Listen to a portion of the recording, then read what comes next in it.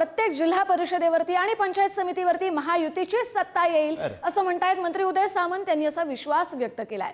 महाराष्ट्रात शिवसेनेचा strike rate अतिशय चांगला राहील असं देखील उदय सामंत यांनी म्हटलंय। कोकण हा शिवसेनेचा बालेकिल्ला भविष्यात देखील कायम राहील असंही उदय सामंत यांनी म्हटलंय। रायगड, रत्नागिरी, सिंधुदुर्ग जिल्हा परिषद महायुतीकडेच येईल। कोकणात ठाकरेंच्या शिवसेनेला स्थान मिळणार नाही असं म्हणत उदय सामंत यांनी ठाकरेंवरती टीकाही केली आहे। आज राज्यामध्ये 12 जिल्हा परिषदा आणि काही पंचायत समितीच्या निवडणुकीचा निकाल लागत आहे। आपण जर पाहिलं तर कोकणामधून उद्योगमंत्री उदय सामंत आपल्या सोबत सर आहेत। सर, काय सांगाल एकंदरीत निकालाच्या बाबतीत? आजचा निकाल कोकणातला आणि महाराष्ट्रातला स्पष्ट आहे। प्रत्येक जिल्हा परिषदेवर आणि प्रत्येक पंचायत समितीवर महायुतीची सत्ता येणार आहे, हे निर्विवाद सत्य आहे।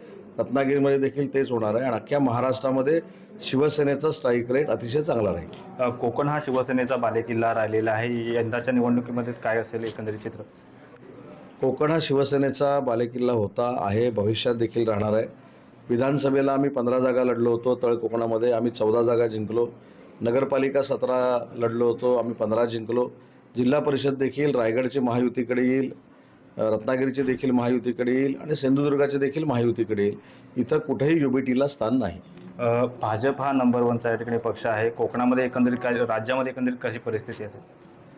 मला वाटतं आजच्या निकालाने हे सगळे चित्र स्पष्ट होईल। आता मला काय त्याच्यावर टिप्पणी करायची नाही, परंतु 250पेक्षा जास्त जिल्हा परिषदेचे सदस्य हे शिवसेनेचे महाराष्ट्रामध्ये निवडून आलेले आपल्याला दिसतील।